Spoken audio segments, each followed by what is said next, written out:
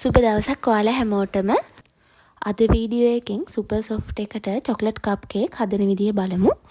ඒ වගේම තමයි බිස්නස් එකකට වුණත් මේ රෙසිපි එක බලලා ඔයගොල්ලන්ට නිවැරදිව ලේසියෙන්ම චොක්ලට් කප් කේක් හදා ගන්න පුළුවන්. ඉතින් චොක්ලට් කප් කේක් එක ඩෙකොරේට් කරන්න රසට චොක්ලට් බටර් අයිසින් එක හදා ගන්න විදිහත් මේ වීඩියෝ එකෙන්ම ඔයගොල්ලන්ට මම කියලා දෙනවා. එහෙනම් අපි බලමු කප් කේක් එක හදන්න අවශ්‍ය කරන දේවල් මොනවාද කියලා. කේක් පිටි ග්‍රෑම් 100යි. කුඩා කැට තියෙන සීනි ග්‍රෑම් 125යි. සීනි ගද්දී ලොකු කැට තියෙන සීනි ගන්න එපා. ඒ වගේම තමයි සීනි බ්ලෙන්ඩ් කරලා ගන්නත් එපා. මම මෙතන එක්ස්ට්‍රා ග්‍රෑම් 125ක් අරගෙන තියෙනවා. ඔයාලට බටර් උනත් ගන්න පුළුවන්. මෙතනදී වැදගත් වෙන්නේ බටර් හෝ මාගරින් ගන්නවා නම් කාමර උෂ්ණත්වයට තියලා තමයි ගන්න ඕනේ බීට් කරන්න කලින්. බිත්තර කටුවල බර අයින් කරලා ග්‍රෑම් 125ක් ගන්න. කොකෝවා පවුඩර් ග්‍රෑම් 25යි. කිරි තේ හැඳි 2යි. කිරි ගද්දී ෆ්‍රෙෂ් මිල්ක් හරි පිටි කිරි හරි ඔයගොල්ලන්ට ගන්න පුළුවන්. බේකින් පවුඩර් තේ හැඳි 1යි. බේකින් සෝඩා තේ හැඳි කාලයි. ඒ වගේම වැනිලා තේ හැන්දක් ඕන වෙනවා. මේ කප් කේක් ටික හදන්න අවශ්‍ය වෙන ප්‍රමාණයන් මම ඩිස්ක්‍රිප්ෂන් බොක්ස් එකේ දාලා තියෙනවා. මුලින්ම කේක් පිටි ග්‍රෑම් 100ට කොකෝවා පවුඩර් ග්‍රෑම් 25යි. ඒ වගේම බේකින් පවුඩර් තේ හැන්දයි. බේකින් සෝඩා තේ හැඳි කාලක් දාලා 3 පාරක් විතර හොඳට හලලා වහලා පැත්තකින් තියන්න. ඊළඟට මම කේක් මිශ්‍රණය බීට් කරගන්න භාජනයට ඇස්ට්‍රා ටිකයි සීනි ටිකයි දාලා බීට් කරගන්නවා. බීටරේ ස්පීඩ් එක වැඩි කරන්න එපා. ලෝ ස්පීඩ් දාලා තමයි බීට් කරන්න ඕනේ. ඇස්ට්‍රා ටිකයි සීනි ටිකයි හොඳට ක්‍රීම් එකක් වෙනකම් බීට් කරගන්න ඕනේ. මම විනාඩි 10ක් විතර හොඳට බීට් කරගත්තා. ඔයගොල්ලන්ට පේනවා ඇති ඇස්ට්‍රා වල පාට වෙනස් වෙලා ලයිට් කලර් එකක් තමයි දැන් තියෙන්නේ. මේ විදිහට හොඳ ක්‍රීම් එකක් වෙනකම් අපි ඇස්ට්‍රා ටිකයි සීනි ටිකයි හොඳට බීට් කරගන්න ඕනේ. දැන් මම මේ මිශ්‍රණයට බිත්තර ටික එකතු කරගන්නවා. ඕගොල්ලන්ට කැමති නම් මේ විදිහට බිත්තර ඔක්කොම එකපාර දාන්නේ නැතුව වෙන වෙනම බිත්තර එක බැකින් දාලා බීට් කරන්නත් පුළුවන්. නැතිනම් මේ වගේ බිත්තර ඔක්කොම ටික දාලා බීට් කරගන්නත් පුළුවන්. බිත්තර ටික දාලා බීට් කරද්දී සීනි ටික දිය වෙනකන් විතරක් බීට් කරන්න. ඊට වඩා ඕවර් බීට් කරන්න යන්න එපා. මම සීනි ටික දිය වෙනකම් විනාඩි 8ක් විතර හොඳට බීට් කරගත්තා. ඉතින් බලන්න මම මේ හදාගත්ත කප් කේක් බැටර් එක ලස්සනට තියෙනවා. තෙල් පෑදිලත් නැහැ, ඕවර් බීට් වෙලත් නැහැ. ඒකයි මම ඕගොල්ලන්ට මුලින්ම කිව්වේ බිත්තර දැම්මට පස්සේ බීට් කරන්නේ සීනි ටික දිය වෙනකම් විතරයි කියලා. දැන් මේ මිශ්‍රණයට හලාගත්ත පිටි ටික එකතු කරන්න.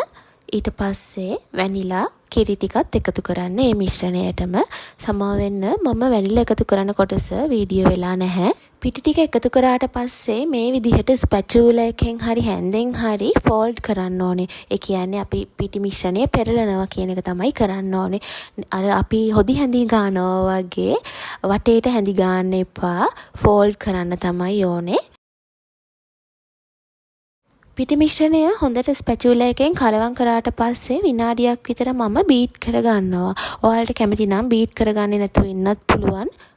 මේ විදිහට පිටි දාලා බීට් කරනවා නම් විනාඩියකට වඩා බීට් කරගන්න එපා. ඉතින් මේ වගේ විනාඩියක් විතර බීට් කරාට පස්සේ බැටර් එක තව ටිකක් සොෆ්ට් එකට තියෙනවා. මම මේ කප් කේක් බැටර් එක පයිපින් බෑග් එකකට දාලා තමයි කප් කේක් ලයිනර්ස් වලට දාගන්නේ. එතකොට අර කප් කේක් ලයිනර් එකේ වටේ ගෑවෙන්නේ නැතිව ලස්සනට දාගන්න පුළුවන් බැටර් එක.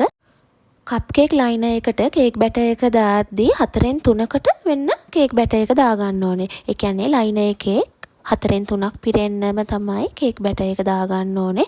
ඊට අඩුවෙන් පිරෙන්න දැම්මොත් වෙන්නේ කප් කේක් එක බේක් වුණාට පස්සේ ලයිනර් එකට වඩා පොඩ්ඩක් අඩුවෙන් පේන්න තමයි බේක් වෙලා තියෙන්නේ. ඒ නිසා කප් කේක් ලයිනර් එකේ 4න් 3කට වෙන්න බැටර් එක දාගන්න. මම එක කප් කේක් ලයිනර් එකකට බැටර් එක 4න් 3ක් නැතුව භාගයක් තමයි දාගත්තේ. අපි බලමු බේක් වුණාට පස්සේ කොහොමද තියෙන්නේ කියලා ඒ කප් කේක් එක.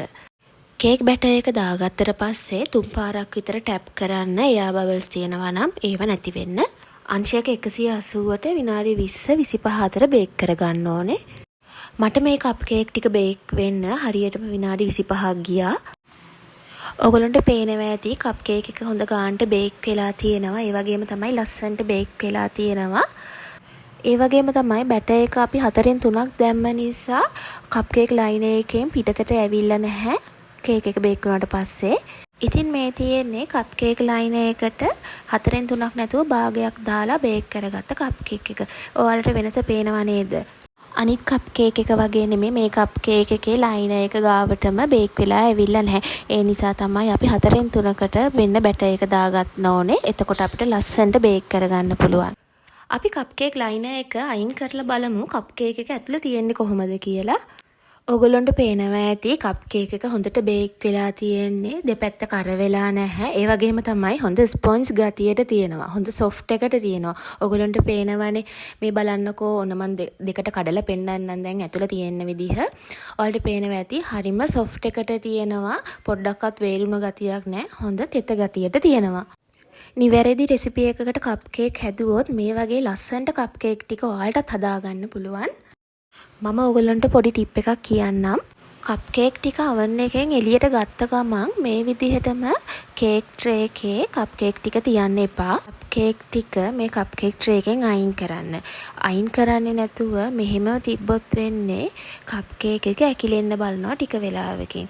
ඒ නිසා කප් කේක් එක හොඳට බේක් වුණාට පස්සේ ඕගොල්ලෝ මේ කප් කේක් ට්‍රේ එකෙන් කප් කේක්ස් ටික අනිවාර්යෙන්ම අයින් කරන්න මතක තියාගන්න. කප් කේක් එක උඩින් අයිසින් කරනවා නම් මේ කප් කේක් ටික හොඳට නිවෙන තියාගන්න පැයක් විතර. නිවිලා තමයි අපි අයිසින් එක කප් කේක් එක උඩින් දාන්නේ. මම දැන් කප් කේක් එකට චොක්ලට් බටර් අයිසින් එක තමයි හදන්නේ. මම මෙතන කාමර උෂ්ණත්වයේ තියෙන එක්ස්ට්‍රා ග්‍රෑම් 80ක් අරගෙන තියෙනවා. එක්ස්ට්‍රා ටික අරගෙන හොඳට බීට් කරන්න ඕනේ. ක්‍රීම් එකක් වෙනකන් හොඳට බීට් කරගන්න මුලින්ම. ඔයාලට මේ වගේ ෆැට් ස්ප්‍රෙඩ් එක නැතුව බටර් උනත් පාවිච්චි කරලා බටර් අයිසින් එක හදන්න පුළුවන්. එතකොට ගොඩාක් රසයි.